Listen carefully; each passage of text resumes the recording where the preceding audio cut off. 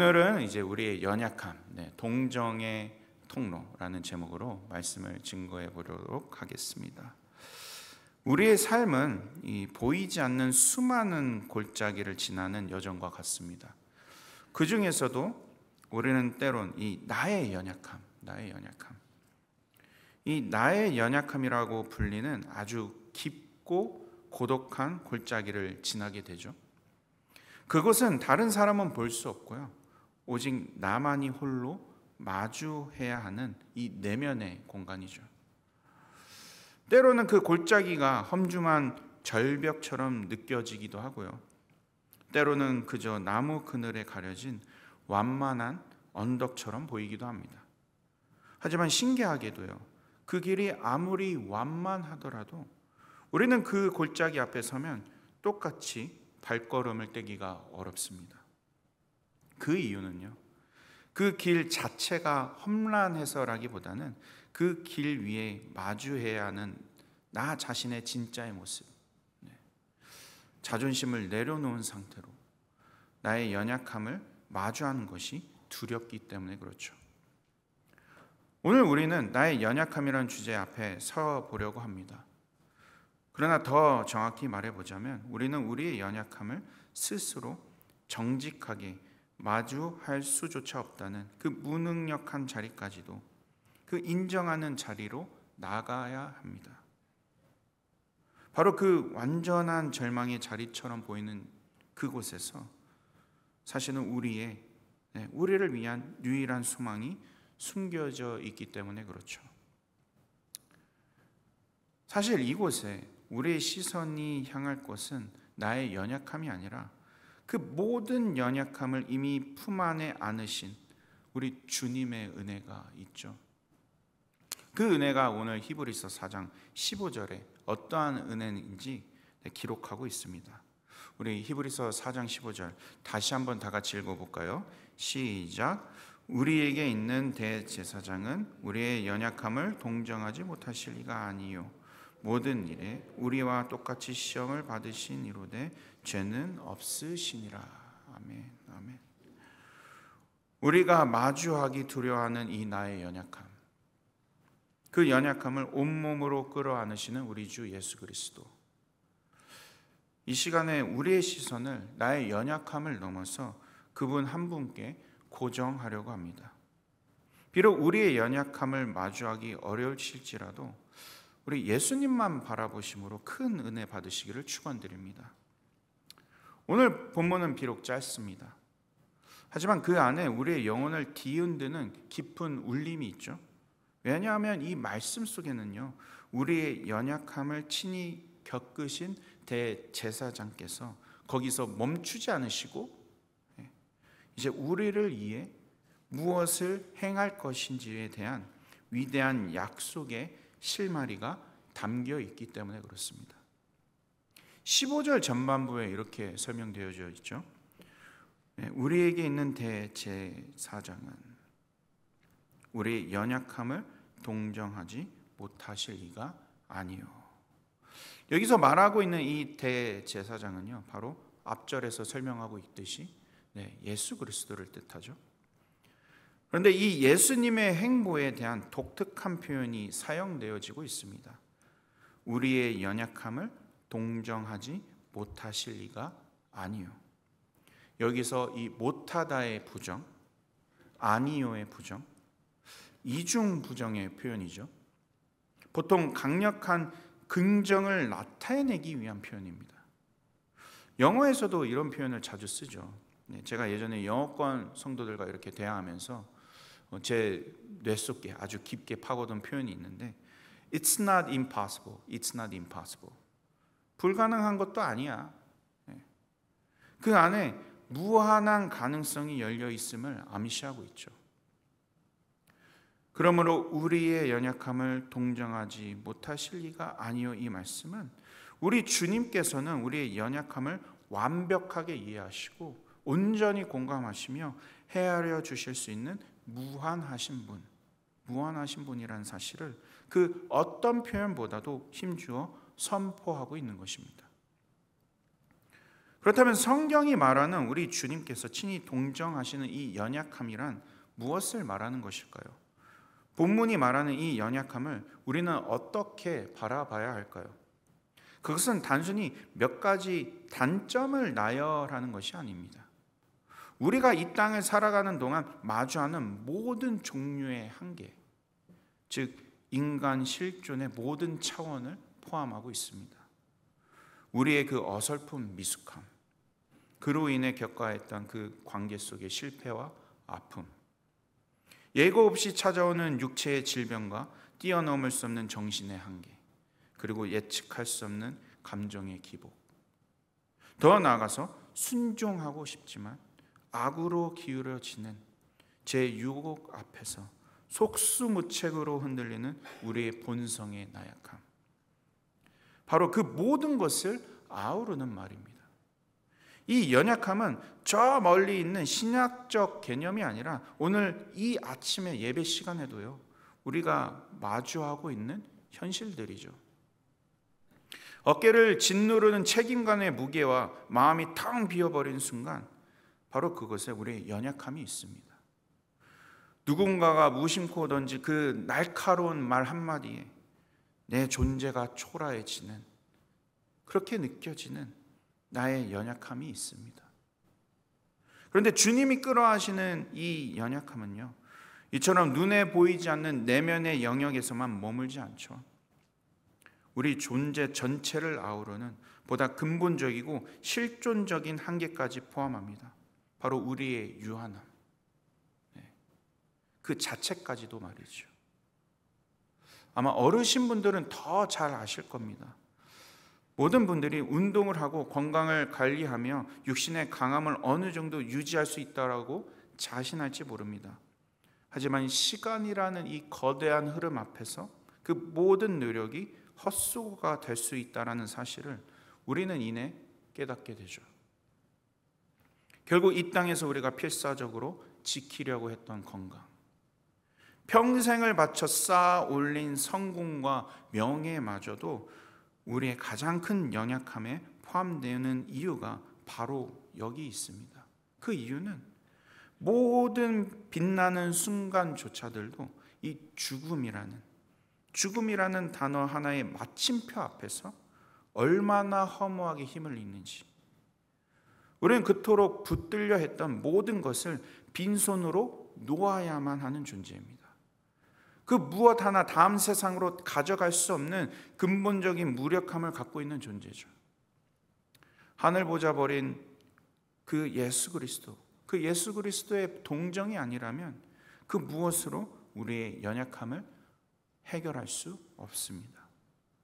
그런데 근본적인 무력함, 연약함을 예수님은 이 모든 것을 동정하신다고 말씀하십니다. 동정. 이 동정, 성경 원어로는 심파레오입니다. 심파레오. 이 단어는요, 함께 고통을 겪다라는 뜻입니다. 더 깊이 들어가면요, 이런 뜻입니다. 남의 고통을 자신의 고통인 양 함께 느끼고 경험하는 것. 이것은 저 멀리서 안타깝게 바라보는 연민이 아닙니다. 이 단어가 그리는 그림은요, 물에 빠져 허우적거리는 사람을 구하기 위해 그 차가운 물속으로 주저없이 뛰어들어 함께 그 고통을 경험하고 그 공포를 느끼며 그의 손을 붙잡아 건져주는 것. 바로 고통의 현장으로 들어오는 사랑을 말하는 것입니다. 물론 우리도 친구가 감당할 수 없는 슬픔에 주저앉아 있을 때 그의 곁에 가만히 앉아 함께 눈물을 흘려줄 수는 있습니다. 하지만 아무리 깊은 공감이라 할지라도 그 눈물의 근본적인 원인을 해결해 줄 수는 없죠. 결국 우리의 위로는 문제의 가장자리만 맴돌다가 멈출 수밖에 없는 분명한 한계를 지닌 동정입니다. 물론 공감해주고 위로해주는 거 아주 중요해요. 하지만 우리의 위로는 그 누구의 상황을 대신해줄 수 없는 한계를 지닌 위로이죠. 그러나 오늘 본문에서 설명하는 우리 예수님의 동정의 차원은 완전히 다른 거죠. 그분은 우리의 삶과 고통 속으로 완전히 들어오셔서 우리의 고통을 자신의 고통으로 삼으시고 마침내 그것을 해결하실 수 있는 유일한 분이심을 설명하고 있습니다. 오직 예수님만이 우리의 삶 속에 온전히 들어오셔서 우리의 고통을 그분의 고통으로 품으심으로 완전한 동정을 이루실 수 있으신 분입니다. 그 한 가지 이야기로 오늘 함께 읽은 이 누가복음의 이야기가 바로 그 동정의 현장을 생생하게 보여주고 있죠. 예수님께서 제자들과 함께 나인성으로 이렇게 들어가실 때 그분 앞에서 하나의 슬픈 행렬이 성 밖으로 나오고 있었습니다. 누가복음 7장 12절에 그 장면을 이렇게 묘사하고 있죠. 우리 다 같이 한번 읽어보겠습니다. 시작. 성문에 가까이 이르실 때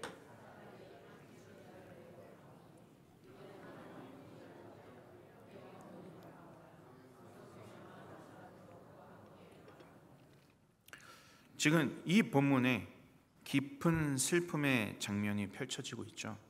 장례를 치르고 있는 이 행렬 가운데 하나뿐인 자식을 잃은 과부가 슬픔을 안고 무리들과 함께 장례 행렬을 이어가고 있습니다.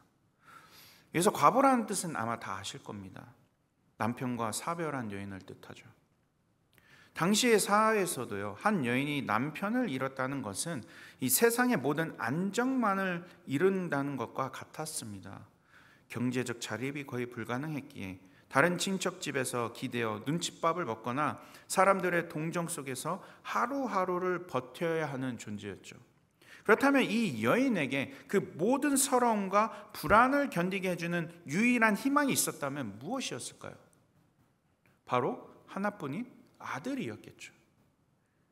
그 아들은 그 과부의 존재 이유였고 미래 그 자체였습니다. 그런데 오늘 이 과부는 존재의 이유를 잃어버린 것이죠. 자신의 미래를 더 이상 꿈꿀 수 없게 된 것입니다. 그리고 자신의 모든 서러움을 극복하고 견뎌낼 마지막의 이유가 사라져버린 그 상황 속에서 누가 찾아오셨죠? 예수님이 찾아오신 것이죠. 이 과부의 연약한 삶 속에서 예수님이 이 심파래요, 자신의 고통처럼 느끼시며 이렇게 말씀하시죠. 우리 다 같이 읽어볼까요? 누가복음 7장 13절입니다. 네, 시작. 주께서 과부를 보시고 불쌍히 여기사 울지 말라 하시고 주님께서 이 여인을 보시고 불쌍히 여기셨다라고 성경은 기록하고 있습니다.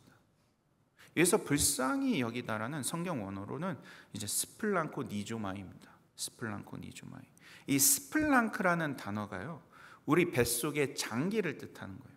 그 창자를 뜻하는 단어의 어원이기도 합니다. 창자가 뒤틀릴 정도로 극심한 고통을 의미하는 성경에서 오직 예수님의 마음을 표현하기 위한 특별한 단어이죠. 주님은요, 이 여인의 존재 자체가 무너지는 그 고통을 그분의 가장 깊은 곳에서부터 동일하게 느끼셨던 거예요. 그리고 말씀하십니다. 울지 말라. 여기서 왜 우리 주님이 울지 말라라고 말씀하셨을까요? 그렇게 많고 많은 위로 중에 지금 보면 눈물만 흘릴 수 없는 상황이잖아요. 다 잃었잖아요. 차라리 나에게 안겨서 울어라. 이게 더 인간적으로 맞지 않습니까? 근데 왜 울지 말라라고 말씀하셨을까요? 이 동정이라는 의미를 생각해 볼 때, 그 불쌍히 여기셨다는 의미를 생각해 볼 때, 오늘 본문을 통해서 짐작할 수 있는 것은 바로 이 여인이 흘린 눈물을 닦아 대신 흘려주기 위하여서 그 깊은 동정의 의미로 울지 말라라고 말씀하셨습니다. 그리고 예수님은 이 여인의 삶의 절망에서 그분이 직접 소망으로 변화되기를 바라셨어요. 풀과 같이 꺾인 그 과부의 모습을 보시며 그 모든 것을 헤아리시고 그 고통을 대신 짊어지시기 위해 울지 말라라고 말씀하신 것입니다. 이렇게 깊은 동정과 함께 예수님은 그 다음에 이 유대인의 상식을 초월해서 행동하게 되시죠. 우리 14절 15절 우리 다 같이 읽어보겠습니다. 시작. 가까이 가서 그 관에 손을 대시니 맨 자들이 서는지라. 예수께서 이르시되 청년아 내가 내게 말하노니 일어나라 하시매 죽었던 자가 일어나 앉고 말도 하거늘 예수께서 주시니. 아멘 아멘. 지금 보면 우리 주님이 죽은 사람이 누워있는 관에 손을 대셨어요. 이 행동은 당시 이 유대인들이 이해할 수 없는 율법에 어긋난 행위였습니다. 죽은 사람에게 손을 대지 말라는 이 상징적인 의미가 율법에 있었거든요. 그런데 이렇게 하신 이유가 무엇일까요? 바로 예수님은 이 과부의 연약함뿐만 아니라 이 독자의 연약함까지, 사망 권세 아래 놓여 스스로 자신을 죽음의 권세에서 살릴 수 없는 이 하나뿐인 아들의 죽음까지 바라보시며 그 사망의 권세를 생명이신 우리 주님께서 만져주신 것입니다. 세상의 관점에서는 이미 그의 인생은 이 책의 마지막 페이지가 덮여 있었어요. 그 다음 어떤 장도 기대할 수 없었습니다. 완전히 끝을 맞이한 청년이었어요. 이렇게 모두가 끝이라고 생각한 아들을 향해 주님께서 말씀하실 거예요. 일어나라, 일어나라. 생명이신 우리 주님이 사망의 권세 아래, 인간의 한계 아래 놓인 이 청년의 몸에 손을 대시고 선포하는 순간 더 이상 이 사망의 권세가 힘을 쓰지 못하게 되었죠. 바로 우리 주님께서 동정하실 때 이러한 역사가 나타나게 되는 것입니다. 과부에게는 울지 말라. 청년에게는 일어나라. 예수님의 동정은 이런 동정입니다. 우리의 연약함을 그분의 창자가 끊어지는 듯한 아픔으로 함께 하시고 직접 해결해 주실 수 있는 동정. 우리 스스로는 결코 이길 수 없는 그 죽음의 권세마저 깨트리고 직접 해결하시는 이 세상 유일무이한 동정입니다. 그런데 이 예수님의 동정이 이들만이 누릴 수 있는 특권이었을까요? 우리 안에 우리조차 통제할 수 없는 이 마음을 들여다보면, 특히 이 낯선 땅에 캐나다에서 평생을 쉼없이 달려오신 우리 이민 1세대 어르신들의 삶 속을 보게 되면요, 그 깊은 모순이 자리 잡고 있음을 보게 됩니다. 우리의 마음에도 내 스스로가 채울 수 없는 마치 대문짝만한 구멍이 있잖아요. 아무것도 없이 빈손으로 와서 굳은 일 다 하고 밤낮으로 따돌려 자녀들 키우고 이제는 번듯한 집과 안정된 노후를 이루셨습니다. 겉보기에는 이민 와서 이룰 수 있는 모든 것을 이룬 성공한 삶입니다. 하지만 모든 것을 다 이룬 것 같은데 지금 왜 우리의 마음 한구석은 여전히 공허할까요? 허전할까요? 우리 마음에도 내 스스로 채울 수 없는 마치 큰 구멍 하나가 뚫려 있는 것 같습니다.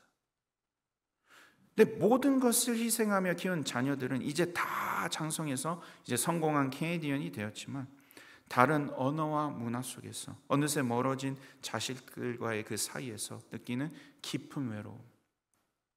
평생을 아빠, 엄마로만 살았는데 이제는 그 역할이 끝난 것 같은 이 허전함과 무력감. 이것이 오늘 우리가 마주한 현실 아닙니까? 어쩌면 오늘을 살아가는 우리 역시 나인성 과부처럼 모든 것을 다 바쳤는데 마지막 희망처럼 사라진 그 절망감 속에서 그 속에 있는지도 모릅니다. 한국에 있는 친구들의 그 편안한 노후와 이민 생활에 고단했던 내 삶을 이렇게 비교해 보면 마음이 작아지죠. 자녀들과 이웃 앞에서는 여전히 성공한 이민 1세대, 강한 모습으로 있지만 홀로 남겨졌을 때 밀려오는 그 아무도 알아주지 않는 희생의 무게와 그리움에 지쳐있는 진짜 나의 모습. 이 둘 사이의 간극 때문에 찾아오는 깊은 공허함이 우리를 힘들게 합니다. 바로 그 텅 빈 구멍 속에 소망 대신 절망이 나를 채우려 할 때 예수님이 찾아오십니다. 그리고 울지 말라, 일어나라 말씀하시며 판단이나 정죄가 아닌 그분의 생명 그 자체로 우리의 모든 빈 공간을 남김없이 채워주시는 분이 되십니다. 그런데 이러한 동정을 이해하다 보면 이런 질문을 우리가 할 수도 있어요. 예수님은 신이시니까 가능하신 일 아니겠어요? 그저 몇 마리 툭툭 이렇게 던지시는 거 보면은 천국에서 신선놀이 하시다가 피조물의 세계에 와서 살며시 그 던져주는 그 신적인 은혜로 우리를 공감하고 있는 거잖아요. 우리가 원하는 공감은 이런 공감입니다. 교통사고를 경험해 본 사람이 교통사고 난 사람을 제대로 이해해 줄 수 있고, 말 한마디 통하지 않는 낯선 땅에서 차별과 무시를 견디며 밤낮으로 일해본 사람만이 이제 막 이민 와서 고생하는 사람의 그 서러움을 뼛속 깊이 이해할 수 있는 건 아니겠습니까? 충분히 그렇게 생각할 수도 있습니다. 하지만요, 성경은 우리가 생각하는 것 이상의 대답을 들려줍니다. 예수님이 어떠한 자세로 우리를 동정하고 계신지를 이야기하고 있습니다. 우리 마지막 뒷부분, 15절 뒷부분 다 같이 읽어볼까요? 시작. 모든 일에 우리와 똑같이 시험을 받으신 이로되 죄는 없으시니라. 아멘, 아멘, 아멘. 모든 일에 우리와 똑같이 시험을 받으신 이로되 죄는 없으시니라. 여기서 말하는 우리와 똑같이 시험을 받으셨다라는 의미는요, 예수님이 신이신 모습으로 육신의 연약함을 경험하셨다라는 말씀이 아닙니다. 예수님은 우리와 같은 완전한 인간의 모습으로 오셔서 우리가 경험할 수 있는 모든 연약함을 똑같이 경험하신 뒤에 동정하셨다는 사실을 말해주고 있는 부분이에요. 예수님의 생애는 신이 잠깐 인간의 모습을 빌려서 이 땅에 둘러보신 견약이 아니에요. 그분은 우리와 똑같은 연약한 육신을 입고 이 땅에 오셔서 살갗으로 파고드는 그 배고픔, 온몸이 녹아내리는 피곤함을 아셨어요. 가장 가까운 이에게 버림받은 그 배신의 아픔도 아셨습니다. 그 누구에게도 이해받지 못한 깊은 오해와 서늘함까지 우리 인생의 모든 슬픔을 남김없이 경험하시고 정면으로 통과하셨습니다. 심지어 그분은 우리의 일상과 동떨어진 분도 아니었어요. 직업이 있으셨잖아요. 목수셨습니다. 거친 나무를 다듬고 삐걱거리는 물을 고치며 사람들의 평범한 삶의 현장 속으로 직접 들어가셨습니다.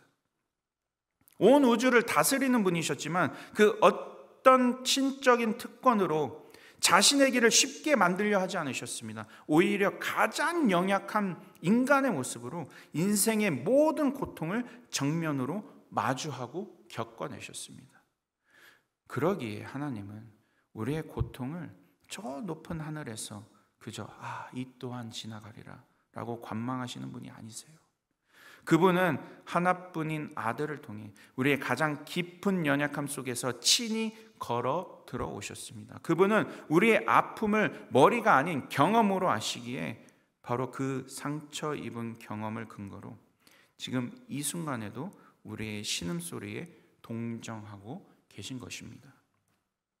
그렇다면 우리의 모든 연약함을 이미 다 아시고 우리와 똑같은 눈물과 유혹의 길을 먼저 걸어가셨으며 지금도 단순히 중보를 넘어 우리의 아픔을 그분의 아픔으로 느끼시는 이 위대한 대제사장이 우리 곁에 계시다는 것이 얼마나 감사한 일입니까, 여러분? 그래서 우리는 더 이상 연약함 속에서 혼자 절망하거나 하나님 앞에 나아가는 것을 주저할 필요가 없습니다. 나의 이 초라한 모습을 하나님이 외면하실까 두려워할 필요도 없습니다. 왜냐하면 하나님 보좌 우편에 계신 우리 주님께서 이렇게 항상 말씀하고 계시거든요. 제가 저들의 인생을 압니다. 제가 겪어본 아픔입니다. 제가 겪어본 유혹과 시험들입니다. 제가 그 눈물을 압니다. 제가 이 모든 것을 십자가에서 해결했습니다. 단 한 번의 제사로 영원한 회복으로 이들의 연약함을 끌어안았습니다. 우리에게 있는 대제사장은 우리의 연약함을 동정하지 못하실 리가 아니요 모든 일에 우리와 똑같이 시험을 받으시니로되 죄는 없으시니라. 그리고 히브리서 기자는 이 위대한 진리를 선포한 뒤에 우리에게 이렇게 권면합니다. 그러므로 우리는 긍휼하심을 받고 때를 따라 돕는 은혜를 얻기 위하여 은혜의 보좌 앞에 담대히 나아갈 것이니라. 아멘, 아멘. 사랑하는 여러분, 오늘 설교를 통하여서, 말씀을 통하여서 우리가 이 험한 세상을 소망으로 가지고 갈 수 있는 이유는 우리의 강인함 때문이 아닙니다. 바로 우리의 가장 깊은 연약함이라는 텅 그 빈 공간 안으로 친히 걸어 들어오시는 예수 그리스도, 그분 한 분 때문에 그렇습니다. 그분은 우리의 모든 것을 똑같이 경험하셨고 바로 그 공감으로 지금도 우리와 동행하고 계십니다. 그렇기에 은혜의 보좌 앞은 더 이상 우리가 자격 없음을 느끼며 머물거리는 그런 곳이 아닙니다. 오히려 우리의 있는 모습 그대로, 심지어 우리의 죽음까지 모든 것을 아시고 동행하시는 대제사장 예수 그리스도께서 지금도 두 팔 벌려 우리를 기다리고 계십니다.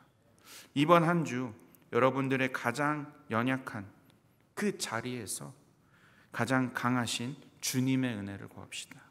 지금 해결할 수 없는 그 문제를 가지고 숨지 말고요, 담대히 은혜의 보좌 앞으로 나가시는 저와 여러분들이 되시기를 간절히 축원드립니다.